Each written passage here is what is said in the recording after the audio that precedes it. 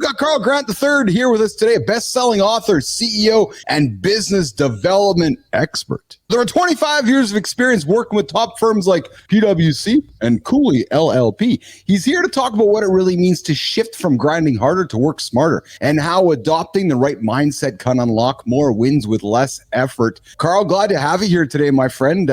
We met on Matchmaker, Carl, and said, hey, man, we do a morning show that's unlike anything that you're probably used to. First impressions as you walked yourself into the room today, seeing what's going on here, you're like, what the hell did you get myself into or what?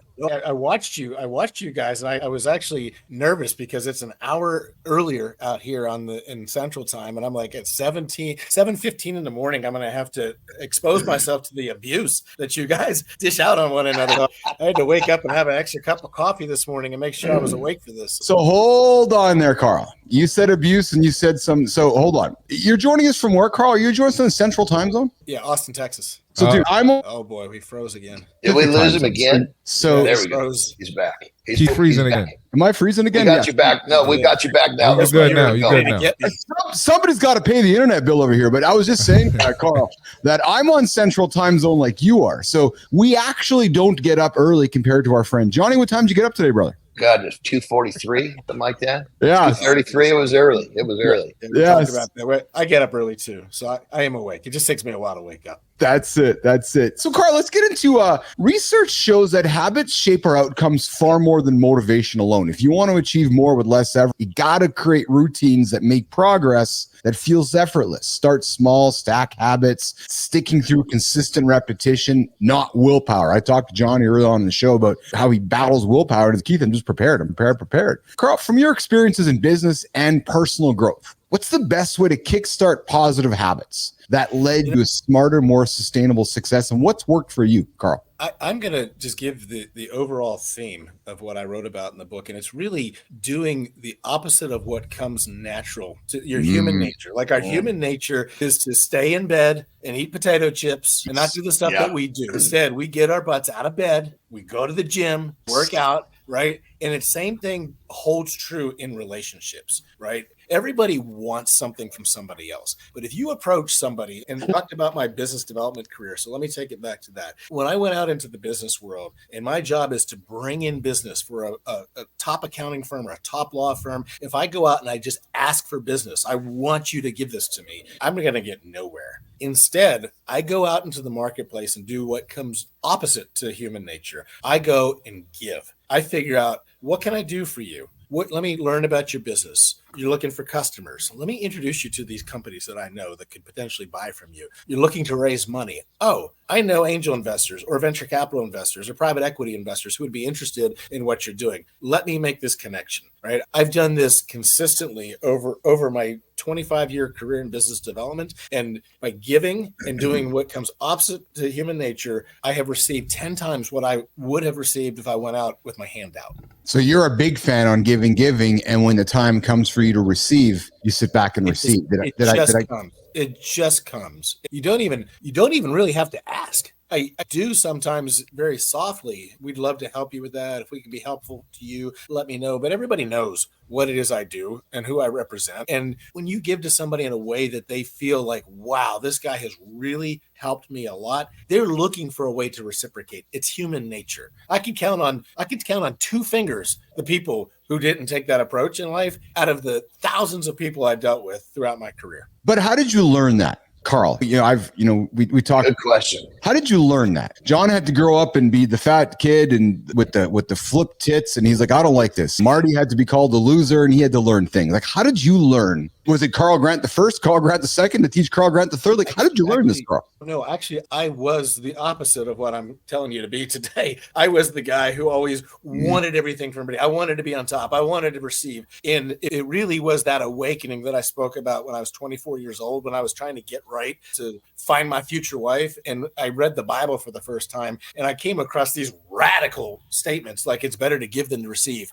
Do unto others as you would have them do unto you. And I'm like, whoa. He who wishes to be first must be last and servant of all. I'm like, whoa, my head was exploding listening to these words from Jesus. And I'm like, how does that practically apply in business, in life? And so I just went about trying to put those teachings into practice in the marketplace, and voila, they worked. So that's how I came to it. Yeah. Johnny. Yeah, I think it's especially in our current world today where it's like everybody, I'm gonna make $1 million. I'm gonna do this, I'm gonna do that. And what they're doing is they're basically chasing the wrong thing. If they chased creating a service and changing lives and making a difference, what they want would come. But when you're constantly focused on the wrong metric, it's frustrating, and people get burned out, because when you're focused on something that doesn't actually fulfill you, you can only carry that with any pace for so long. Marty, I know you're a man of faith, and I know that you've shared that experience in the show here. When you hear Carl talk about his experience with faith and his experience discovering certain scriptures and certain passages and these lights going on, these aha moments for him,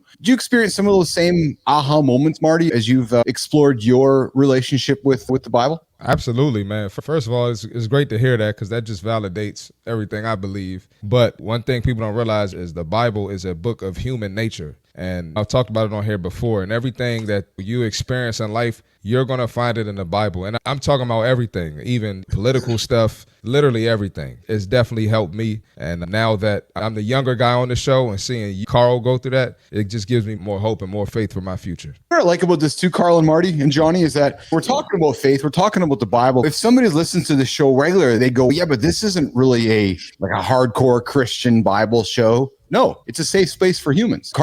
Marty drops F-bombs and drops his stories, but he's got his values rooted in what he believes in. And it sounds the same with Carl. And we all need to find something that drives our beliefs. Yeah. Look, I lived 24 years on the wild side. I've been there, done that. Yeah. Don't need to do that. I'm just glad I don't even tempt myself with that stuff anymore. I don't, as the Bible say, a dog returns to its vomit and the washed pig turns to the mud. I don't want to be that guy. I don't want to return to my vomit. I wanted to add this too about the Bible. You look at certain stories, you look at Moses, you look at Solomon, those guys were not perfect. David, those guys were nowhere near perfect. And some of them did worse stuff than any of us will ever do in our lives. That's good to look at too. A lot of people think of holy, just perfect person that doesn't do anything wrong, and that's not what the Bible's about at all. Yeah, every one of them had sin in their lives. Everyone. Yep. The only one that didn't was Jesus, and that's who we all point to, right? Exactly. Every other man, King David, who was oh yeah, man. He slept with Bathsheba and had her husband killed. Yep.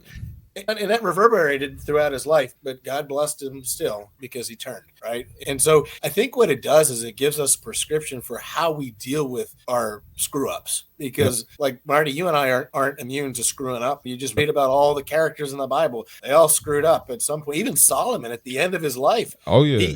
He had 500 wives, and they led him to chasing false gods at the end of his life. I don't want to end that way. It gives you prescriptions as to how not to go. So exactly. I didn't mean to turn this thing into a Bible talk. No, hey, I love it. I asked the question, and I've said this to Marty and John over and over again. This is a safe space for all kind of humans. We don't care what your religion is. We don't care what your sex is, what your belief. We want to create a safe space for men who want to have conversations like we're having today. It's all about hitting big goals. Because the bottom, let me just jump in there real quick to back you up, Keith, is that Marty, these guys are they're both talking about how they find inspiration from the Bible. Yes. Call it's a book. Yes. They choose that book. And great. How many books do we talk about that inspire us to do shit? This is just another book, and they find a lot of strength from it. So more power to them. Yeah, I agree with you, Johnny. And that's could not agree more with that whole. Thanks, Johnny. Yeah, absolutely, baby. So, Carl, I got a final question for you as we work towards wrapping up our chat here today. Carl, the real power lies in mastering the micro moves to achieve that mindset shift of how to achieve more with less.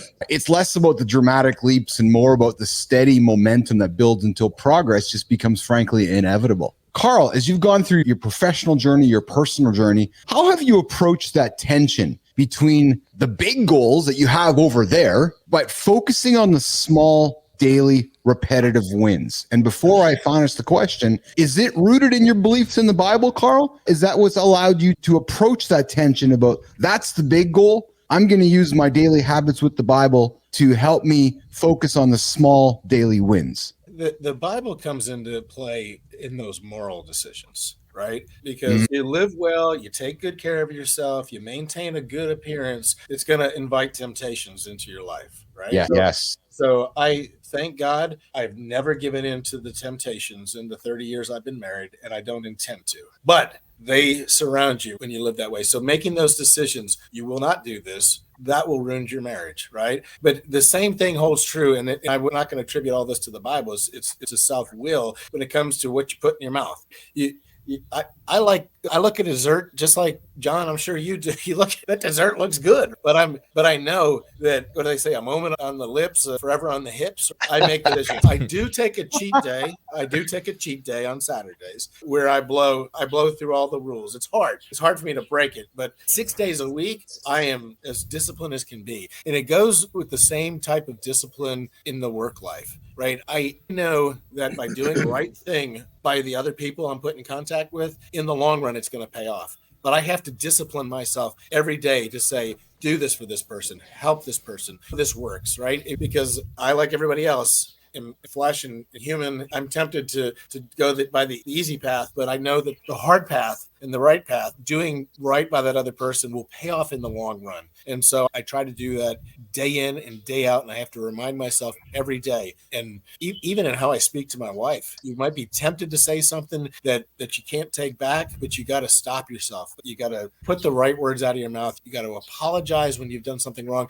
We're in an argument and she's 80% wrong and I'm 20% wrong. I got to go apologize for my 20%. Maybe I just spoke improperly and I got to say, I'm sorry for speaking harshly to you. And you know what? That typically will solve the problem if you just own up for what you've done. And so it's not the easy things that I'm telling people to do. It's the hard things. And I wrote all about that in How to Live the Abundant Life, because I think those are lessons that can help people. And that's why I took the time to write it. Awesome. Carl Grant III joining us here, Mornings in the Lab with Keith and Friends. How to Live the Abundant Life with Carl Grant. Carl, where can folks find you? How can folks connect with you? And how can folks get your book, Carl? When you put the third on the end of my name, I'm pretty easy to find. You Google Carl Grant III and I pop up all over the place. So you can find me on LinkedIn. Shoot me a note that you heard me on the podcast or read the book, or find me on Instagram, carl.grant.iii. I would love to connect with you. Awesome. Carl, I'd like to have you back sometime, and I want to tell you I want to have you back. I want to have you back to have the conversation about something I've been learning from Johnny and Marty. And I want to invite you back to have a conversation about getting rid of the cheat day. And I want to have you back about the conversation about why because I've been one of them with you, Carl, why we work so hard for so many days to unravel it all in one day. And I want to invite you back to the conversation to sit down with myself and Johnny. And I want to hear some things that John have taught me around this idea of working towards why do we want to undo all the greatness by a cheat day